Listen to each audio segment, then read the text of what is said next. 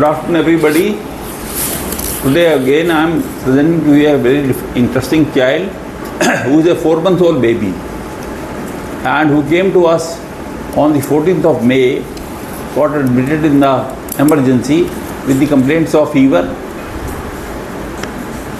and cough for the last 5 days. There was respiratory distress only for a day, for which the child got admitted to the emergency. Now, having come, when the child was brought here, we asked the history earlier. This child was born normal vaginally in the same hospital today, in our hospital.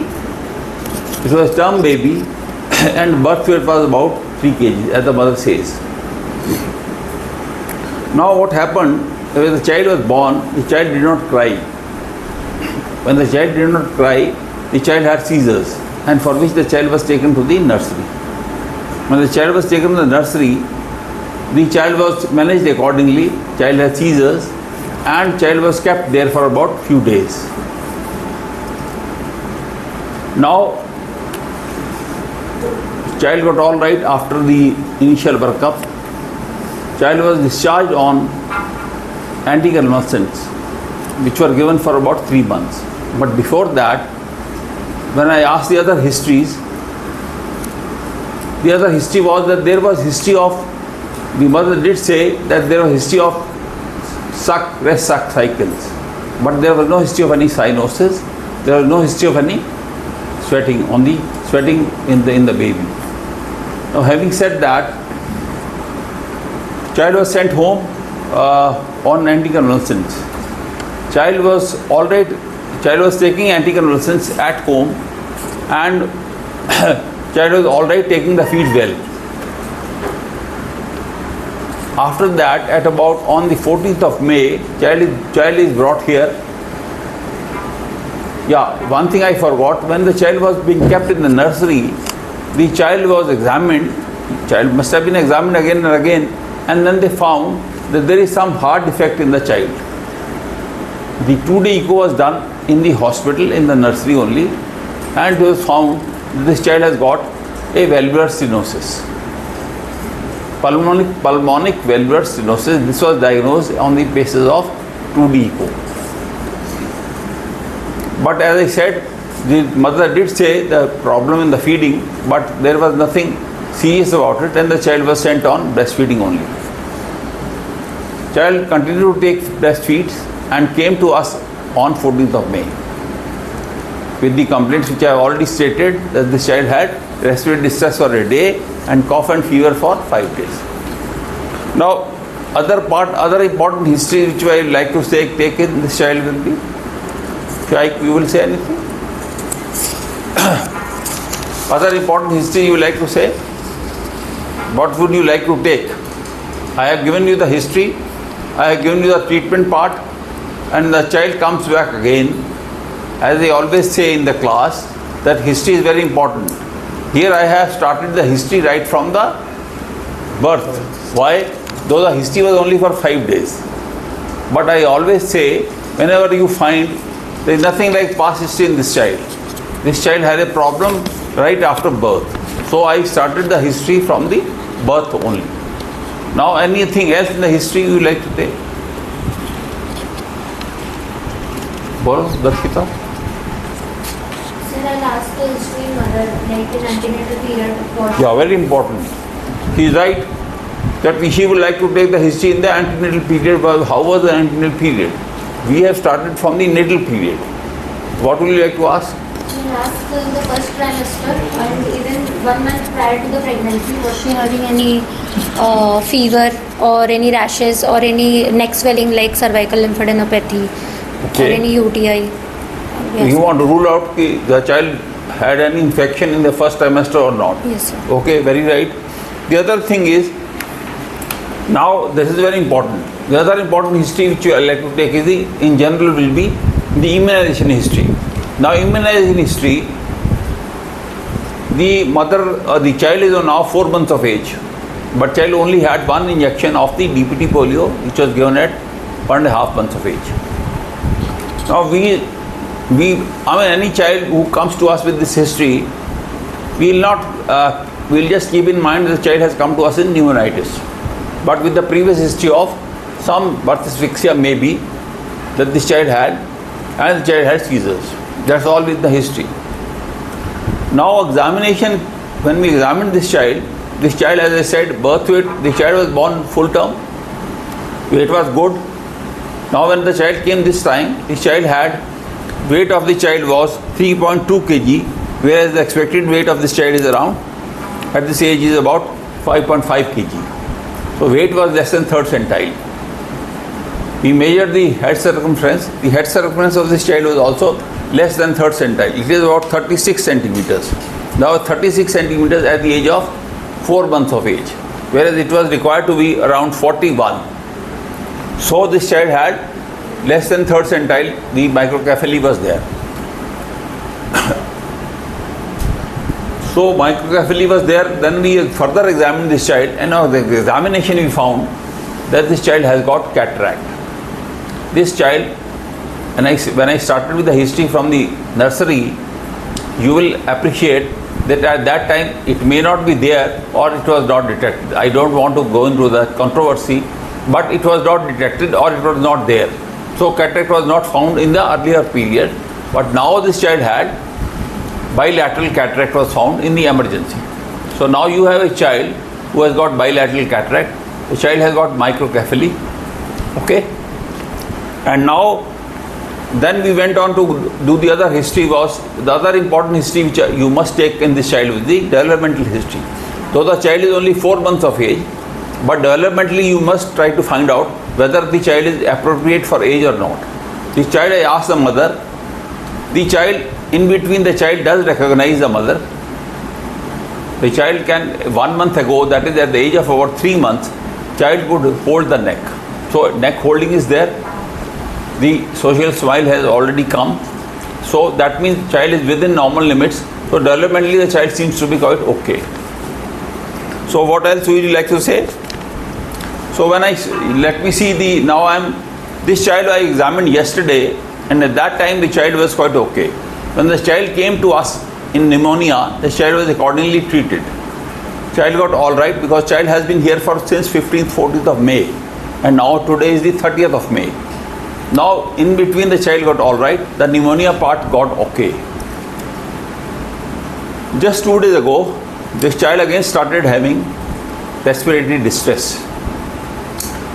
Now the child, I examined the child yesterday. Child was not on any oxygen support, though the child had tachypnea. आप इसको थोड़ा focus कीजिए. Now when I saw this child today to talk to you, this child was sent to the emergency because this child had increased respiratory distress, and child was put on the oxygen support. Without oxygen support, the SpO2 of the child was about, I think, less than 90. So on the oxygen support, the child SpO2 is okay. You can see this child.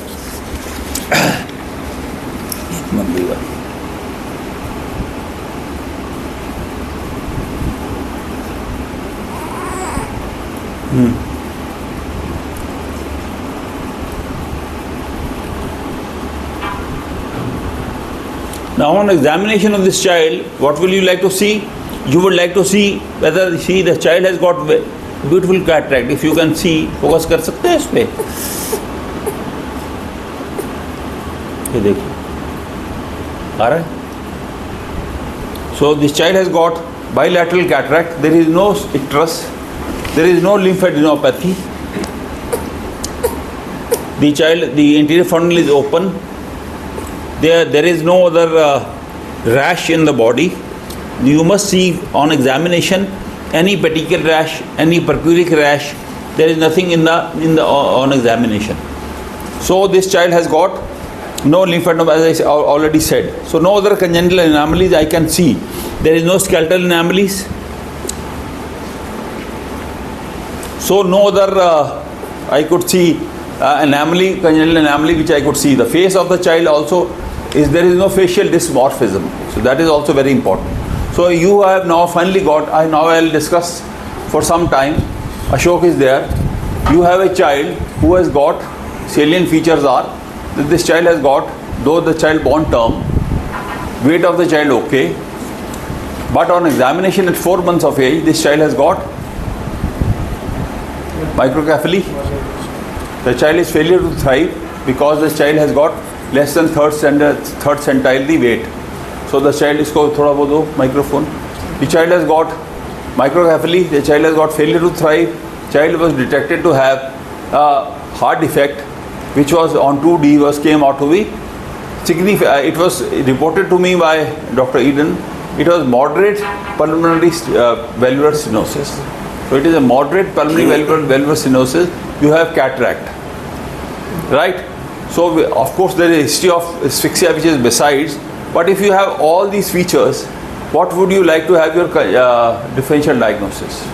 Sir first हम torch infection में ही रखेंगे sir rubella torch infection है sir तो torch infection में क्या रखना चाहोगे sir cataract है और ये तो रूबेला रखोगे यस सर रूबेला के फेवर में क्या आता है आपके दिमाग में सर कैटरेक्ट है बट माइक्रोकेफेली भी सर उसमें होता है और why can't it be cytomegalo or toxoplasmosis? Yes, you are right. It is very close. Yes, that is why we always jumble up is a torch infection. Now torch infection में first आपके पास possibility आती है rubella की. Yes, sir. Why? Because the child has got cataract and the child has got a heart defect. Yes. Usually they are not seen in the cytomegaloviral disease. Usually I have, going into the literature, I was finding out the cataract is not very common. Or stray case reports are there even with cytomegaloviral inclusion disease. But heart defects are not very common. Right? So cytomegaloviral can always be kept. Toxoplasma also can be kept. But rubella will be the first possibility. Yes. Am I right? Okay. You agree, Vanya? Anything else you would like to keep in mind? Sir, you see, we'll also work up for sensory neural hearing loss. That we'll do it. But anything, I'm not going to do those things. Abhi investigation abhi nahi hai pahunch raha. I want to emphasize that if you have got a case like this in the exam, what will be your differential diagnosis? So this will be the rubella, and then you have to have the possibility of torch infection. Torch infections, yes. ठीक बात है. और कुछ सोच सकते हो? So, Down syndrome की possibility some, you see, this is a syndromic baby. Now you should always keep in mind, maybe after seeing the child you can exclude that. But a child who has got cataract, who has got heart disease, you should always try to keep in mind, and you may discard it, is that this child may be having a Down syndrome. The mother is 36 years of age. This is the third gravida mother, I think the fourth child. So you also should keep that in mind. But yes, having said that, when I examine this child, there is no hypotonia. There are no features of the Down syndrome. Dysmorphism also. Facial dysmorphism is not there. I specifically mentioned. Yes. But then you must keep that in mind also. So it is a case of a most likely differential diagnosis of the torch infection. Okay. Now, आगे मैं बोलता हूँ. I have done the systemic general examination. I have done. Now I come to the systemic examination. The systemic examination of this child was done. Talking about the cardiac, the S1, S2 was normal. There is a ejection systolic murmur which is there in the parasternal area. Second, third space it is very common, but sounds are okay. There is nothing like P2 is not loud in the pulmonary area. Okay. Regarding these chest findings, when the child came to us, this child had bilateral crepitations posteriorly. Child had increased respiratory distress, which I said when I examined yesterday, child was having distress but not on any oxygen support. Now if I ask Sakshi, this child when came here had a pneumonia. Child got all right in between. So what could be now again after a period of normalcy, this child was found to be having 2 days ago a picture of pneumonia again. So most likely what could it be? So VSD? No, VSD or PS, whatever is there, that is there. Now child had a normal course. So it is likely that maybe this child has received some nosocomial infection because child got all right. Or there could be a possibility of a torch infection can also present with the pneumonia, which was associated with some secondary infection. The child got all right. but the pneumonia will not improve unless until we give some specific therapy. So this could be pneumonitis which is still there. So this child has got now pneumonitis. This child has got problem with the heart, cardiac defect which is pulmonary stenosis, valvular pulmonary stenosis and cataract. Okay. So I would say this child most likely has developed a nosocomial infection while the child is staying in the ward. Now presently the child has again been put on the antibiotics and it has just been a day. But yes, today I found that the child, before coming to the class, the mother was feeding the baby and the child could take the milk. So that part is okay.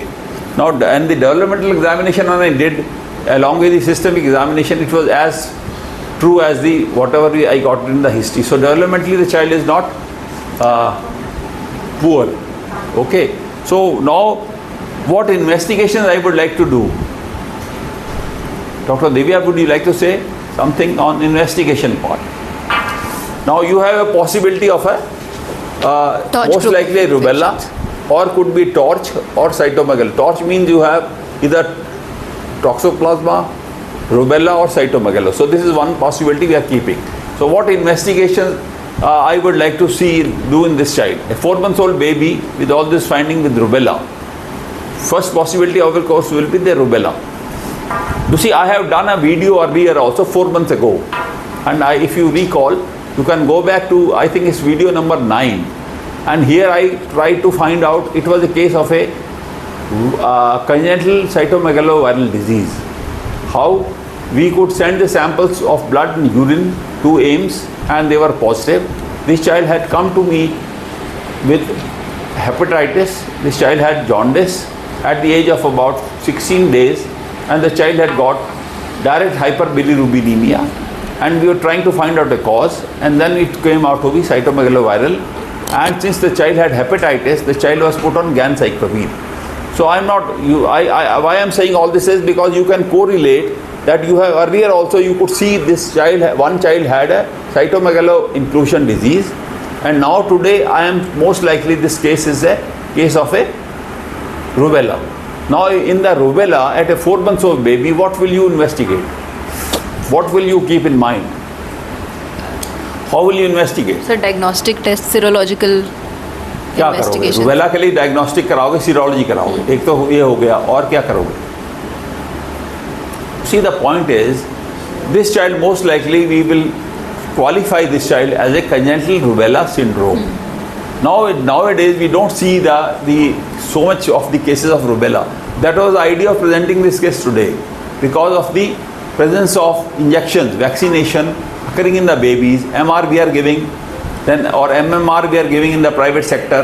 Then one injection is given at about 9 months, that is measles and MR, then 15 months, then at 4.5 years also you are giving the MR vaccine or the MMR vaccine.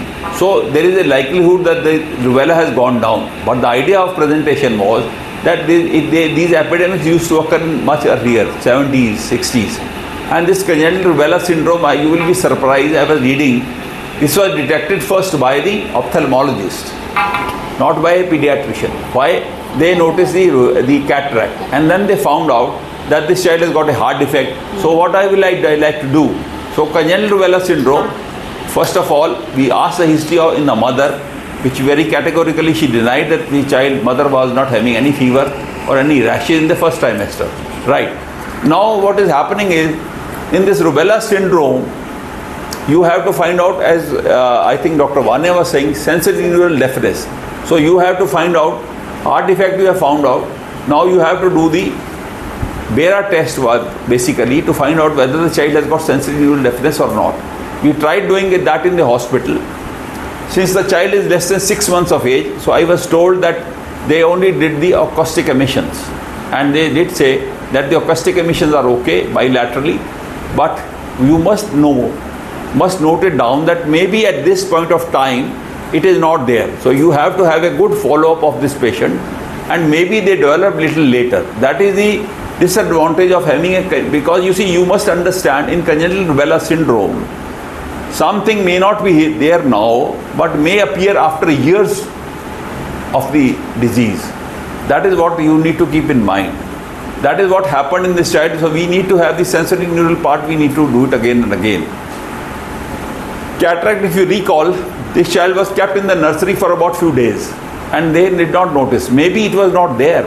And now when the child has come now and we are seeing this child having the cataract. So what I am trying to say, that cataract or all these things may appear later. So this is what is the consideration of congenital rubella syndrome. Anything else you would like to say? Suchit, you would like to say anything? For discussion, what investigations I like to have? I like to have, as you said, serology.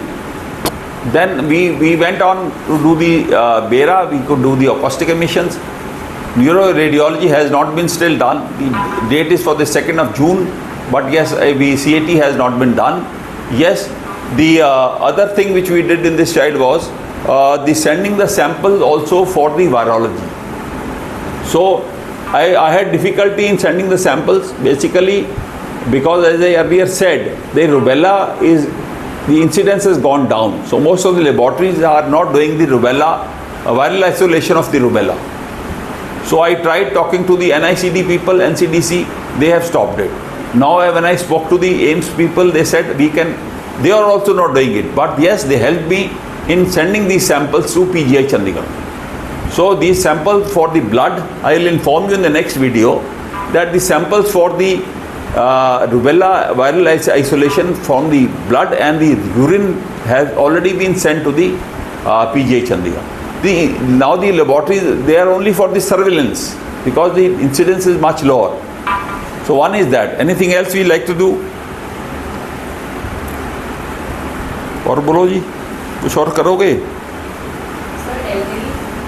Sorry, LP कर सकते हैं, लेकिन इस बच्चे को कभी scissor नहीं हुआ तो मैं क्यों करना चाहूँगा?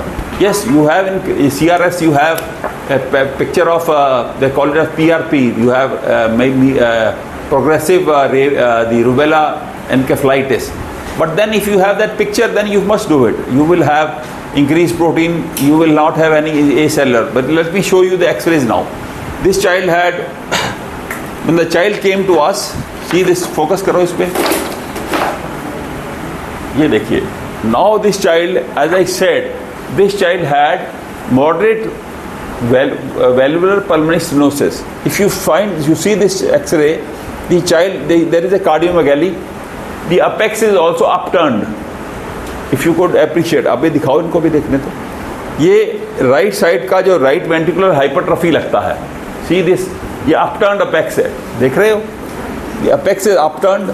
This is right ventricular apex, and you have the pneumonitis here. So paracardic area में you find the pneumonitis. It is okay? Yes. And it is upturned. So it is a cardiomegaly, and that is only occurs because the right-sided cardiomegaly will occur only when you have a moderate pulmonary stenosis. Am I right? My cardiologist is there. Varun is there. Is it okay? Yes, sir. So it is a right-sided heart. Cardiomegaly is there, so it is a right ventricular hypertrophy. लेकिन इतनी hyperventricular नहीं, इसको cyanosis नहीं है. So sometimes what happens is if you have a very severe pulmonary stenosis, then